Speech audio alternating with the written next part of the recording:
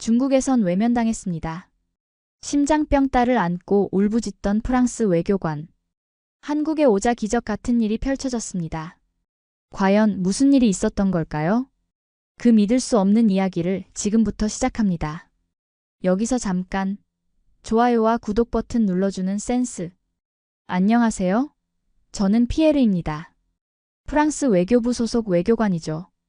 42살의 나이에 파리에서 서울로 부임하게 되었습니다.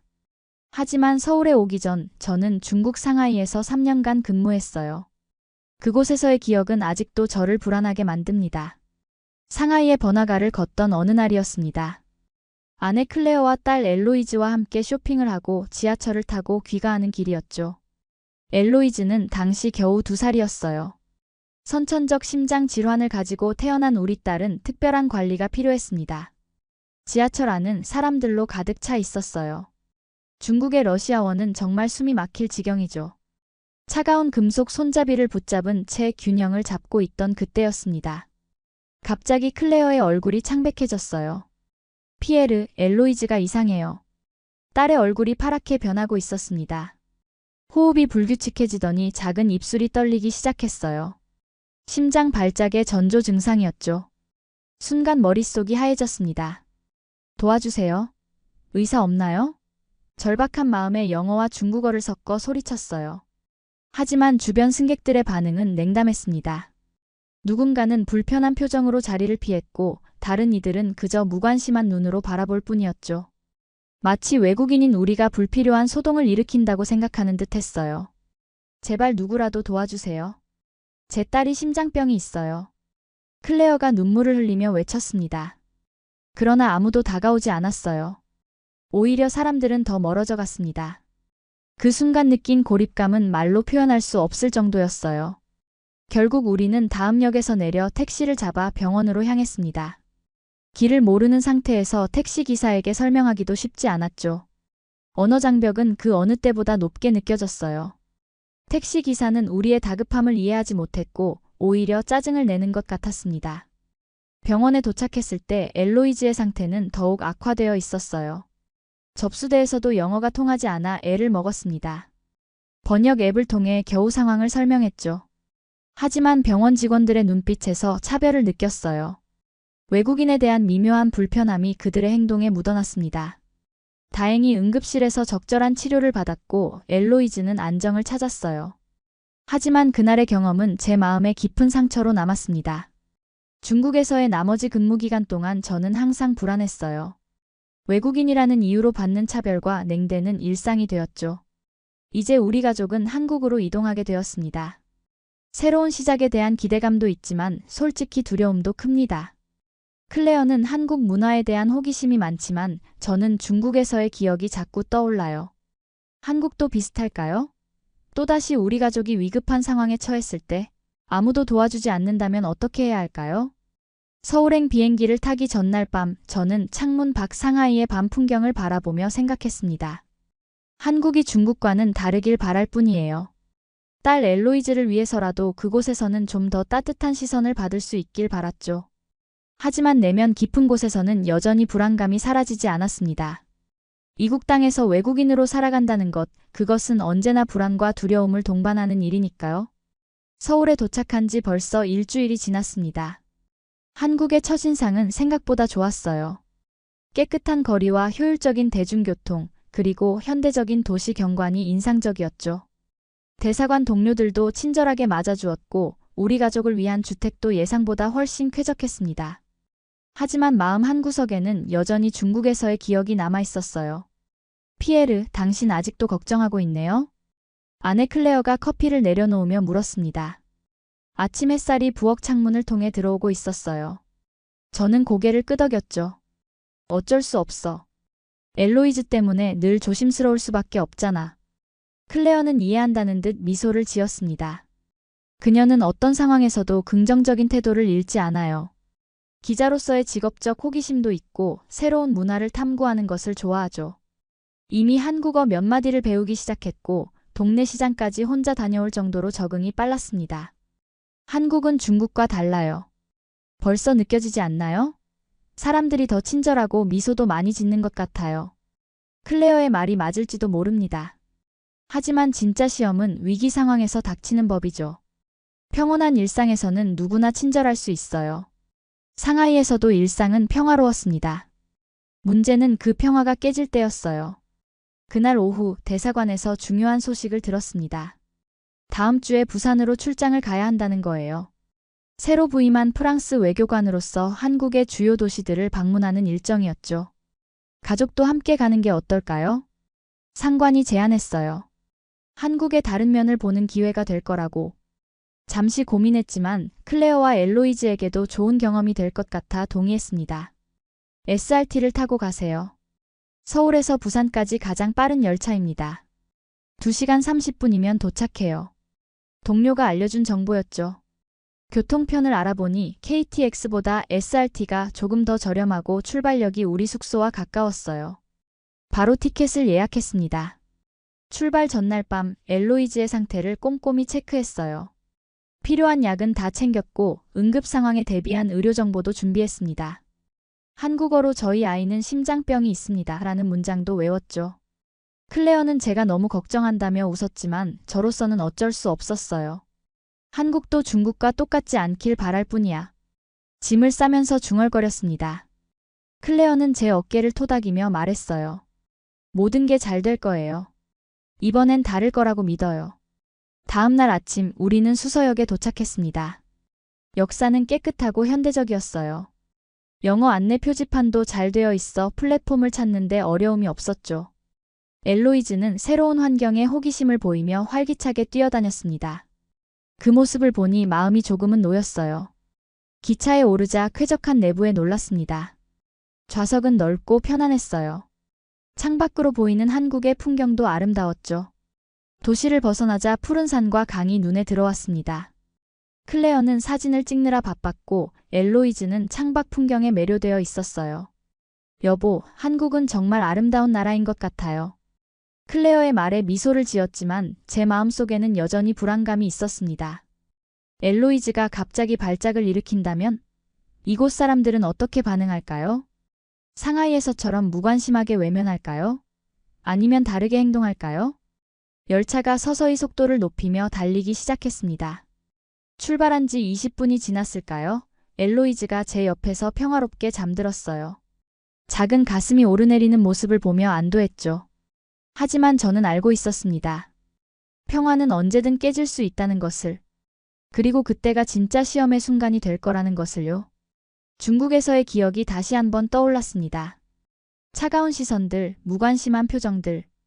다시는 그런 상황에 처하고 싶지 않았어요. 한국이 정말 다른 나라이길 바랐습니다. 창밖으로 스쳐 지나가는 한국의 풍경을 바라보며 이곳에서의 새로운 경험이 중국에서의 아픈 기억을 지워줄 수 있기를 바랐죠. SRT는 예상보다 훨씬 부드럽게 달렸습니다. 창밖으로 한국의 시골 풍경이 빠르게 스쳐 지나갔어요. 논과 산, 그리고 작은 마을들. 프랑스와는 확연히 다른 풍경이었죠. 클레어는 열정적으로 사진을 찍으며 기자의 눈으로 모든 것을 관찰하고 있었습니다. 피에르, 이 풍경 좀 봐요. 도시와 자연이 이렇게 조화롭게 어우러진 나라는 처음 봐요. 저는 고개를 끄덕이며 미소 지었어요. 한국은 분명 아름다운 나라였습니다. 하지만 제 마음 한구석에는 여전히 불안감이 자리 잡고 있었죠. 옆에서 평화롭게 자고 있는 엘로이즈를 바라보았습니다. 작고 연약한 우리 딸. 선천적 심장 질환 때문에 항상 주의해야 했어요. 출발한 지 약 40분이 지났을까요? 갑자기 엘로이즈가 몸을 뒤틀기 시작했습니다.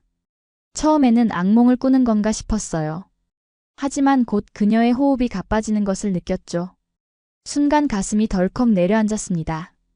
클레어, 엘로이즈가. 말이 채 끝나기도 전에 엘로이즈의 입술이 파랗게 변하기 시작했어요. 청색증이 나타난 겁니다. 심장 발작의 명백한 징후였죠. 클레어의 얼굴에서 핏기가 싹 가셨습니다. 안 돼. 피에르, 약 어디 있어요? 클레어가 당황하며 가방을 뒤지기 시작했어요. 저는 엘로이즈를 안고 상황을 살폈습니다. 호흡이 불규칙하고 손발이 차가워졌어요. 이건 평소보다 심각한 발작이었습니다. 여기 의사 계신가요? 절박한 심정으로 소리쳤습니다. 중국에서의 기억이 번개처럼 스쳐 지나갔어요. 그때처럼 아무도 도와주지 않을까봐 두려웠죠. 클레어는 이미 눈물을 흘리고 있었습니다. 누구라도 도와주세요. 우리 아이가. 제발. 클레어의 비명소리에 주변 승객들이 고개를 돌렸어요. 순간 침묵이 내려앉았습니다. 제 심장은 마구 뛰었죠. 이제 어떤 반응이 나올까? 중국에서처럼 사람들이 외면할까? 놀랍게도 여러 명의 승객들이 자리에서 일어났습니다. 열차 안에 긴장감이 감돌았어요. 저는 떨리는 손으로 엘로이즈의 상태를 확인하며 약을 찾고 있었죠. 하지만 당황한 나머지 약을 어디에 넣었는지 기억이 나지 않았습니다. 아이가 어떻게 된 거죠? 맞은편에 앉아있던 젊은 여성이 다가왔어요. 영어로 물어봐 주어 다행이었습니다. 저는 떨리는 목소리로 설명했죠. 우리 딸은 선천성 심장 질환이 있어요. 지금 발작을 일으키고 있는 것 같아요. 의사가 필요합니다. 그 순간 한 남성 승객이 승무원을 향해 뛰어갔습니다. 다른 승객은 자리를 비켜주며 우리에게 공간을 만들어 주었어요. 중국에서의 경험과는 너무나 달랐습니다. 클레어는 엘로이즈의 손을 잡고 있었어요. 그녀의 눈에서는 공포와 절망이 읽혔습니다. 저 역시 무력감에 사로잡혔죠. 가족을 지켜야 하는 아버지로서 이런 상황에서 아무것도 할 수 없다는 것은 가장 큰 고통이었어요. 경련을 시작했어요. 엘로이즈의 몸이 가늘게 떨리기 시작했습니다. 클레어의 비명소리가 다시 기차 안을 울렸어요. 저는 엘로이즈의 몸을 안정시키려 노력했지만 의학적 지식이 부족해 어떻게 해야 할지 몰랐습니다. 그때였어요. 누군가 조용하게 다가왔습니다. 나이 지긋한 한국인 할아버지였죠. 처음에는 그저 궁금해서 오신 줄 알았어요. 하지만 그분의 눈빛은 달랐습니다. 침착하고 단호했죠. 아이를 제가 봐야겠습니다. 영어였습니다. 그것도 꽤 유창한. 저는 당황했지만 본능적으로 할아버지를 믿었어요. 엘로이즈를 그분께 보여드렸죠. 할아버지는 신중하게 엘로이즈의 상태를 살폈습니다. 맥박을 확인하고 눈꺼풀을 살짝 들어 올려 보았어요. 그리고 호흡 상태도 체크했죠. 아이를 평평하게 눕혀야 합니다. 그리고 산소가 필요해요. 할아버지의 말에 주변 승객들이 재빨리 움직였습니다. 누군가는 자신의 자리를 비워주었고 다른 이는 가방으로 베개를 만들어 주었어요. 할아버지의 지시에 따라 엘로이즈를 눕혔습니다. 이 모든 상황이 꿈처럼 느껴졌어요. 중국에서의 경험과 너무나 대조적이었기 때문입니다. 여기서는 사람들이 돕고 있었어요. 그것도 자발적으로, 열정적으로. 한국은 달랐습니다. 그 순간 저는 그것을 확실히 느꼈어요. 승무원이 달려왔습니다. 할아버지와 무언가 한국어로 대화를 나누더니 곧 방송을 시작했어요.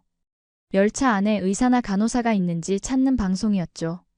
이 모든 과정이 신속하게 이루어졌습니다. 마치 잘 짜인 시스템처럼요. 엘로이즈의 상태는 여전히 위태로웠어요. 클레어와 저는 불안한 눈빛을 교환했습니다.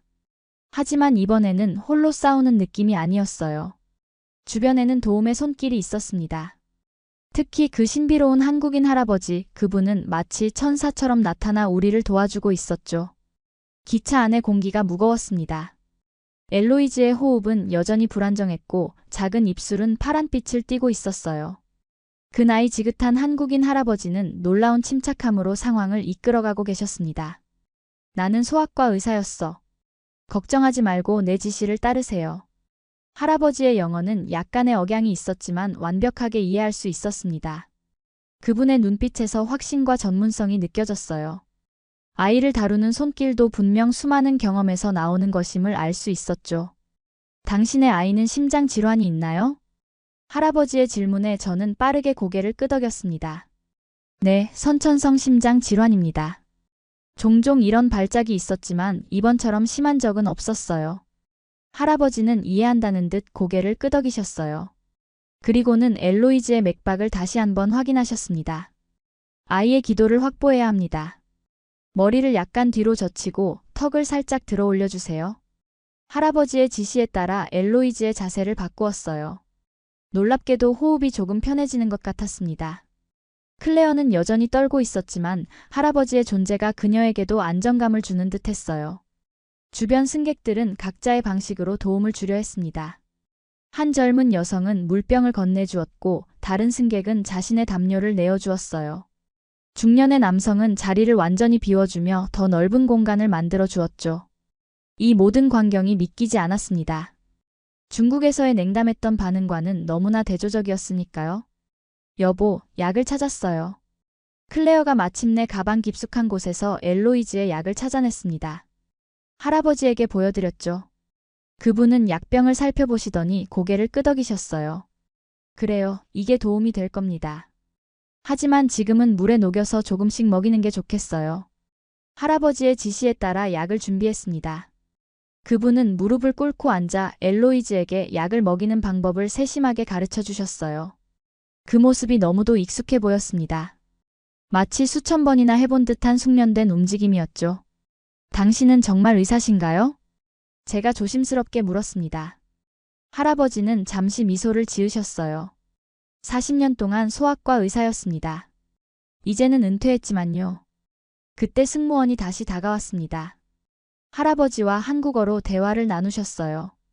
대화의 내용은 알 수 없었지만 표정만으로도 심각한 상황임을 알 수 있었죠. 다른 칸에 현직 소아심장 전문의가 타고 계시대요. 지금 이쪽으로 오고 계십니다. 할아버지가 저희에게 통역해 주셨습니다. 기적이었어요. 같은 열차에 소아심장 전문의가 있다니. 클레어와 저는 서로를 바라보며 안도의 한숨을 내쉬었습니다. 고맙습니다. 정말 감사합니다. 감격에 겨워 말했어요. 할아버지는 그저 미소로 답하셨습니다. 그분의 눈에는 깊은 동정심과 함께 어떤 슬픔이 깃들어 있는 듯 했어요. 왠지 모를 친밀감이 느껴졌습니다. 아이의 이름이 뭐죠? 할아버지가 물으셨어요. 엘로이즈입니다. 우리 딸이에요. 제가 대답했습니다. 할아버지의 눈빛이 잠시 흔들렸어요. 무언가 기억을 더듬는 듯한 표정이었죠. 아름다운 이름이네요. 프랑스식 이름이죠? 저는 고개를 끄덕였습니다. 할아버지는 엘로이즈의 작은 손을 부드럽게 잡으셨어요. 마치 오래된 친구를 대하듯이. 이상하게도 엘로이즈는 낯선 사람임에도 할아버지의 손길에 안정을 찾는 듯 했습니다. 맞은편에서 한 승객이 다가와 한국어로 말을 걸었어요. 할아버지는 짧게 대답하시더니 저희에게 설명해 주셨습니다. 이분이 물티슈와 수건을 가져왔어요. 아이의 얼굴을 닦아주면 좋겠습니다. 주변에서는 계속해서 도움의 손길이 이어졌습니다. 누군가는 간식을 건네기도 했고 다른 이는 자신의 좌석 번호를 알려주며 필요하면 언제든 자리를 바꿔주겠다고 했어요. 이런 따뜻한 배려가 낯설면서도 감사했습니다. 드디어 소아심장 전문의가 도착했어요. 젊은 남성 의사였습니다. 그는 할아버지와 간단히 한국어로 대화를 나눈 후 바로 엘로이즈의 상태를 체크하기 시작했어요.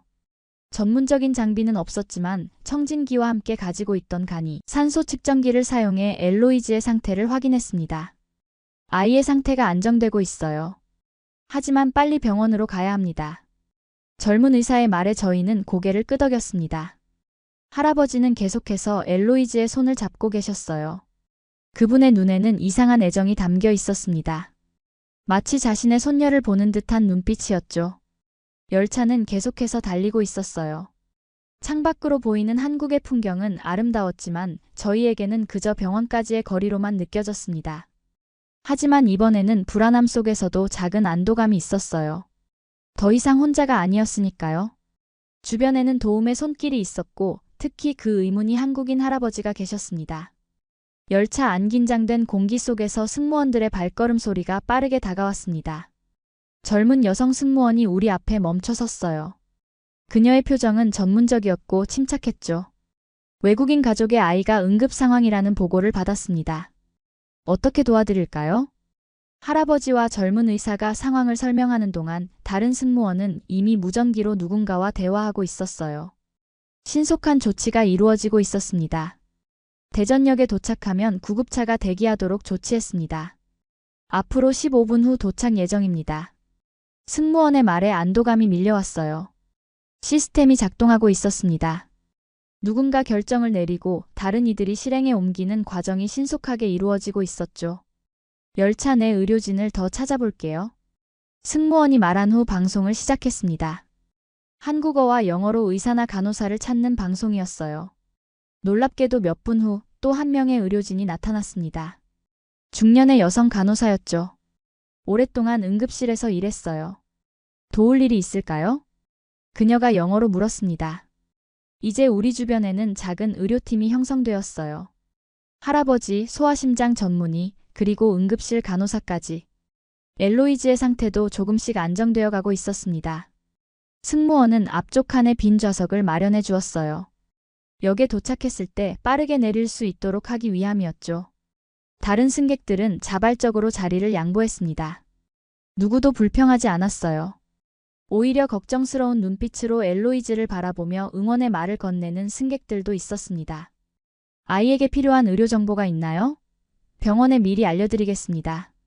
승무원이 물었어요. 떨리는 손으로 엘로이즈의 의료카드를 꺼냈습니다. 그곳에는 그녀의 심장 상태와 복용 중인 약물이 기록되어 있었죠. 승무원은 재빨리 사진을 찍어 무전기로 정보를 전달했어요. 대전대학병원 응급팀이 준비 중입니다. 소아심장 전문의가 대기하고 있다고 합니다. 이 모든 상황이 꿈처럼 느껴졌어요. 너무나 효율적이고 조직적이었기 때문입니다. 중국에서의 경험과는 정반대였죠. 여기서는 모든 사람이 한 팀처럼 움직이고 있었습니다. 고맙습니다. 정말 감사합니다. 감격에 겨워 말했어요. 승무원은 미소를 지으며 고개를 끄덕였습니다. 당연한 일입니다. 걱정 마세요. 곧 병원에 도착할 겁니다. 마침내 열차가 속도를 줄이기 시작했어요. 대전역에 접근하고 있었습니다. 승무원은 우리가 가장 먼저 내릴 수 있도록 다른 승객들에게 양해를 구했죠. 누구도 불평하지 않았습니다. 오히려 많은 승객들이 격려의 말을 건네주었어요. 아이가 빨리 나아지길 바랍니다. 걱정 마세요. 한국의 의료 시스템은 최고예요. 따뜻한 말들이 우리를 감싸 안았습니다. 할아버지는 여전히 엘로이즈의 곁을 지키고 계셨어요. 그분의 눈에는 깊은 애정이 담겨 있었습니다. 열차가 완전히 멈추자 승무원들이 신속하게 움직였어요.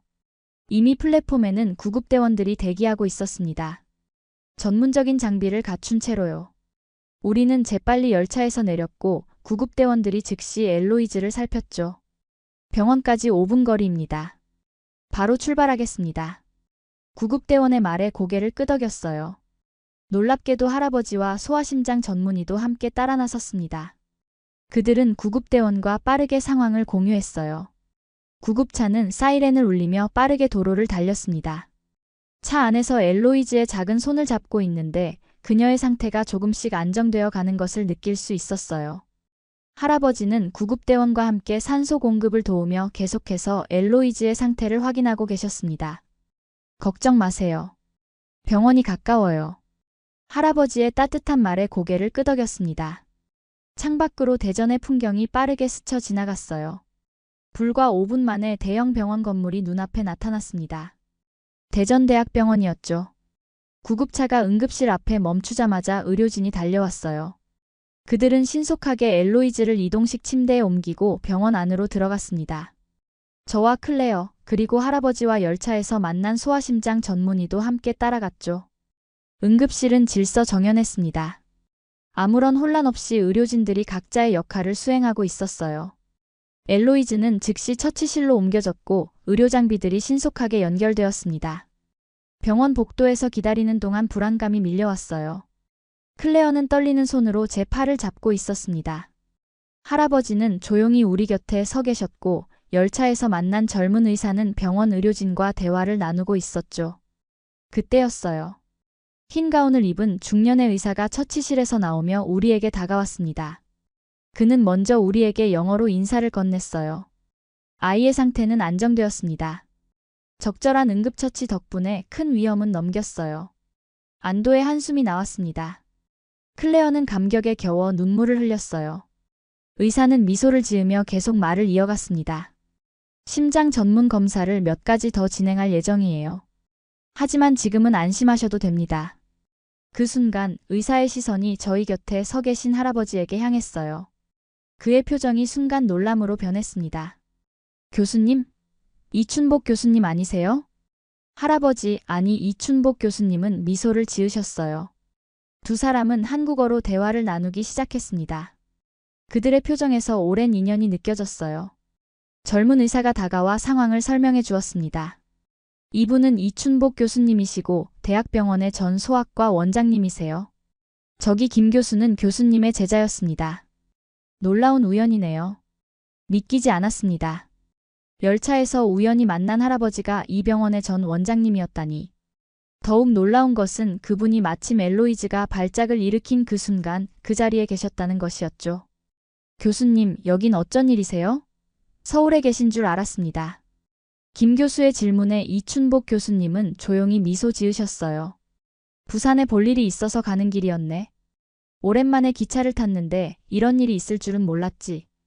그들의 대화는 계속되었고 젊은 의사가 간간히 통역을 해주었습니다. 이춘복 교수님은 이 병원에서 30년 넘게 소아과 의사로 일하셨고 많은 의사들을 가르치셨다고 해요. 김 교수도 그중 한 명이었죠. 정말 기적 같은 일입니다. 교수님께서 그 열차에 타고 계셨다니요? 김 교수의 말에 고개를 끄덕였습니다. 정말 기적이었어요. 만약 이춘복 교수님이 그 자리에 없었다면 상황은 훨씬 더 위험했을지도 모릅니다. 교수님 덕분에 제 딸이 살았습니다. 어떻게 감사드려야 할지. 제 말에 이춘복 교수님은 손을 저으셨어요. 아이들을 돕는 것은 제 평생의 일이었습니다. 특별한 일이 아니에요. 그분의 겸손한 태도에 더욱 감동했습니다. 클레어도 눈물 어린 목소리로 감사의 말을 전했어요. 저희가 할 수 있는 일이 있을까요? 정말 큰 은혜를 입었습니다. 이춘복 교수님은 잠시 생각에 잠기셨다가 말씀하셨습니다.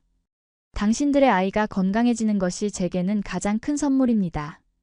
그 순간 간호사가 다가와 엘로이즈를 볼 수 있다고 알려주었어요. 저희는 재빨리 처치실로 향했습니다. 이춘복 교수님도 함께요. 엘로이즈는 각종 의료 장비에 연결된 채 누워 있었지만 이전보다 훨씬 안정된 모습이었습니다. 아빠, 엄마. 약한 목소리로 부르는 엘로이즈를 보며 가슴이 뭉클했어요. 클레어는 딸의 작은 손을 잡고 키스했습니다. 이춘복 교수님은 조용히 뒤에서 지켜보셨어요. 그분의 눈빛에는 말로 표현할 수 없는 감정이 담겨 있었습니다. 엘로이즈는 병실에서 평화롭게 잠들어 있었습니다. 의사들의 말에 따르면 이제 위험은 넘겼다고 해요. 모니터에 표시되는 심장 박동은 규칙적이었고 호흡도 안정되었죠. 클레어는 침대 옆 의자에 앉아 딸의 손을 잡고 있었습니다. 병실 박복도에서 저는 이춘복 교수님과 함께 커피를 마시고 있었어요.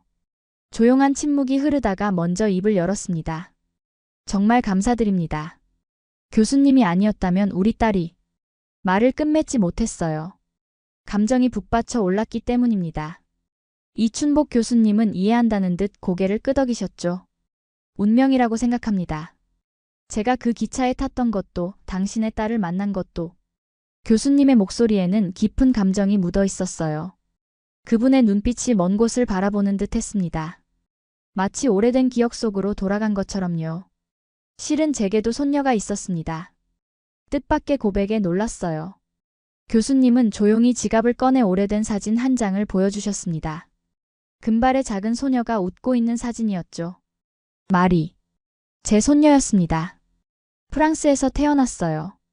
저는 혼란스러웠지만 말을 이어갈 수 있도록 기다렸습니다. 교수님은 깊은 숨을 들이쉬고 이야기를 시작하셨어요. 젊은 시절 저는 프랑스 파리에서 의학을 공부했습니다. 그곳에서 프랑스 여성을 만나 결혼했죠. 딸 하나를 낳았고 그 아이가 자라 제게 손녀를 안겨주었어요. 말이었습니다. 교수님의 목소리가 잠시 떨렸어요. 오래된 상처를 건드리는 듯 했습니다. 마리는 엘로이즈처럼 심장에 문제가 있었습니다. 선천성 심장 질환이었죠. 당시에는 지금처럼 의료기술이 발달하지 않았어요. 마리는 5살에 우리를 떠났습니다. 그 말에 가슴이 저려왔어요. 교수님의 손에 든 사진 속 소녀의 웃는 얼굴이 더욱 애틋하게 느껴졌습니다. 그 후 아내도 세상을 떠났고 저는 한국으로 돌아왔습니다. 제가 할 수 있는 일은 다른 아이들을 살리는 것뿐이었어요. 그래서 소아과 의사가 되었죠. 이춘복 교수님의 인생이 제 앞에 펼쳐지는 것 같았습니다. 그분의 헌신과 사랑이 어디서 비롯되었는지 이해할 수 있었어요. 오늘 열차에서 당신의 딸을 봤을 때 마치 마리를 다시 본 것 같았습니다. 금발의 파란 눈, 그리고 그 표정까지. 너무나 닮았어요. 본능적으로 달려갔죠. 교수님의 고백에 말문이 막혔습니다. 기적 같은 우연이었어요. 아니, 어쩌면 기적이 아닌 운명이었을지도 모릅니다. 우리 문화에는 인연이라는 말이 있습니다. 사람과 사람 사이의 특별한 연결을 의미하죠. 피에르 씨, 우리는 분명 깊은 인연이 있습니다. 교수님의 말에 고개를 끄덕였어요. 맞습니다. 이것은 단순한 우연이 아니었습니다. 무언가 더 큰 힘이 작용했던 것 같았어요. 한국에서는 아이들은 다 우리 아이라는 말이 있습니다. 내 아이가 아니어도 모든 아이는 소중하다는 뜻이죠. 제게는 엘로이즈도 제 아이나 다름없었습니다. 교수님의 말씀에 눈시울이 뜨거워졌어요. 그 순간 클레어가 병실에서 나왔습니다. 그녀의 눈은 이미 붉어져 있었어요. 엘로이즈가 깨어났어요. 교수님을 찾네요.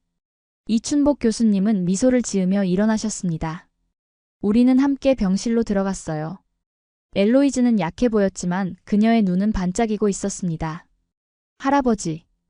엘로이즈가 교수님을 향해 작은 손을 뻗었어요. 교수님은 그 손을 조심스럽게 잡으셨습니다. 두 사람 사이에 특별한 유대감이 형성된 것 같았어요. 내 할아버지는 아니지만 앞으로 할아버지처럼 너를 돌봐줄게. 교수님의 말에 엘로이즈는 미소 지었습니다.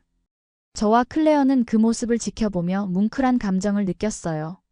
이국 땅에서 우리는 기대하지 않았던 가족을 만난 것 같았습니다. 프랑스에 계신 할아버지와 닮았어요. 엘로이즈의 순진한 말에 모두가 미소 지었습니다. 교수님은 손녀 마리의 사진을 엘로이즈에게 보여주셨어요. 이건 오래전에 하늘나라로 간 내 손녀란다. 이름은 마리였지. 너와 비슷한 나이였단다. 엘로이즈는 사진을 유심히 바라보았습니다. 그리고는 놀랍게도 이렇게 말했어요. 슬퍼하지 마세요. 마리는 지금 천사가 되었을 거예요. 아이의 순수한 위로에 교수님의 눈에 눈물이 맺혔습니다. 그분은 고개를 끄덕이며 엘로이즈의 이마에 부드럽게 키스하셨어요. 그래, 마리는 천사가 되어 너를 지켜준 거야. 그 순간 이 모든 일이 우연이 아님을 확신했습니다. 마리의 영혼이 엘로이즈를 구하기 위해 교수님을 그 열차에 태웠는지도 모르죠. 감사함과 경외감이 동시에 밀려왔어요. 병원에서 이틀이 지나고 엘로이즈는 놀라운 회복력을 보여주었습니다. 의료진들도 그녀의 빠른 회복에 놀라워했어요. 이춘복 교수님은 매일 우리를 방문하셨고 때로는 한국 전통 음식도 가져오셨죠.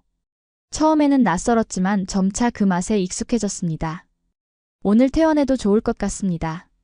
주치의인 김 교수가 엘로이즈의 검사 결과를 보여주며 말했어요. 심장 상태가 안정되었으니 서울로 돌아가도 된다고 했습니다. 다만 일주일 후 꼭 재검진을 받으라는 당부도 잊지 않았죠. 퇴원 준비를 하는 동안 이춘복 교수님이 작은 선물 상자를 들고 오셨어요. 엘로이즈에게 주고 싶은 게 있습니다. 상자 안에는 분홍색 저고리와 하얀색 치마, 작은 버선까지 갖춘 아이용 한복이 들어있었습니다. 엘로이즈는 눈을 반짝이며 기뻐했어요. 예쁘다. 입어도 돼요? 클레어의 도움을 받아 한복으로 갈아입은 엘로이즈는 거울 앞에서 환하게 웃었습니다. 나 한국 공주님 같아요. 모두 웃음을 터뜨렸어요. 교수님은 또 다른 선물로 작은 편지를 건네셨습니다. 이건 나중에 읽어보세요. 제 마음을 담았습니다. 고개를 끄덕이며 편지를 받았어요. 그리고 교수님의 손을 꼭 잡았습니다. 어떻게 감사드려야 할지 모르겠습니다. 교수님은 우리에게 천사였어요. 교수님은 겸손하게 미소 지으셨죠. 한국에서 좋은 경험만 하셨으면 합니다. 이것이 한국의 진짜 모습입니다. 사람들은 서로를 돕고 아픔을 나눕니다.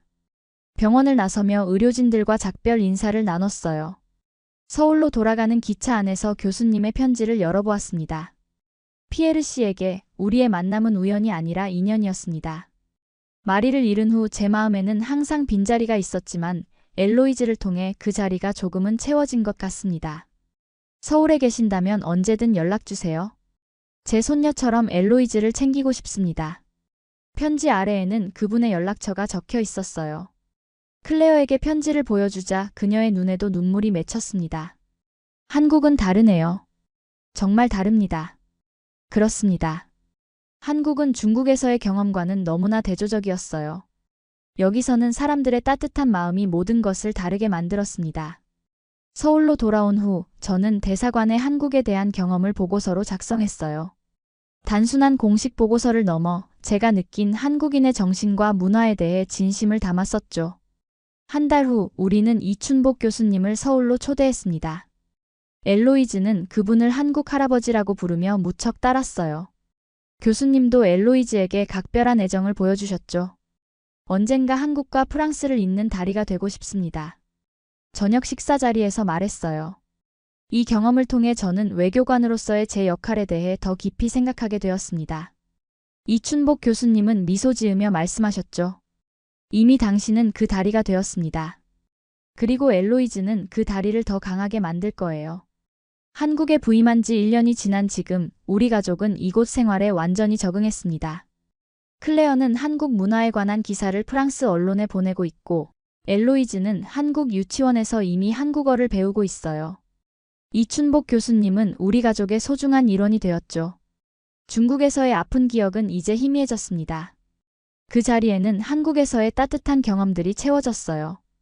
SRT 열차 안에서의 그 위급했던 순간이 없었다면 저는 결코 한국의 진정한 모습을 알지 못했을 것입니다.